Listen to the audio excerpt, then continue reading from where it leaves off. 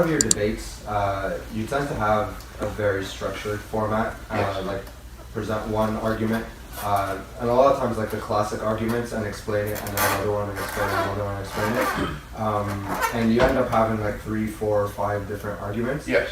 If you could pick one of the classic arguments, which one would you pick?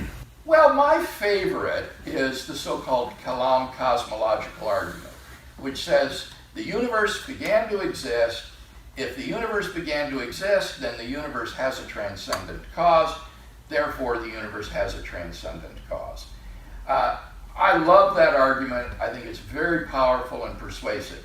Having said that, however, I think the argument that actually resonates most with people and that has the most existential grip is the moral argument for God.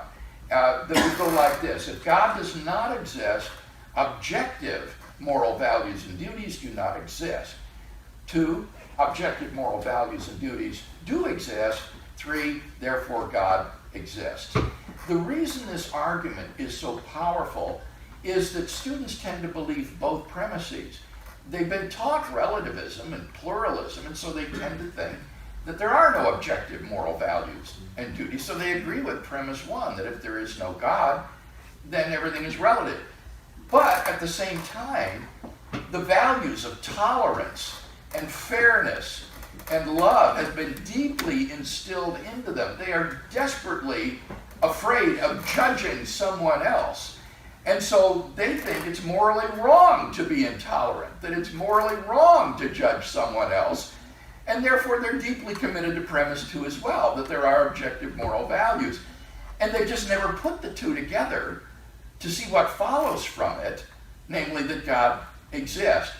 And so this has a very powerful existential force, I think, in sharing with people, because you can't ignore it. Every day you get up, you answer by how you treat other people, whether or not you think people have objective moral value or not, or just to be used, things to be used. And so the argument's inescapable. You can ignore the evidence for the beginning of the universe and get along just fine, but you can't ignore this question of whether there are objective moral values and duties.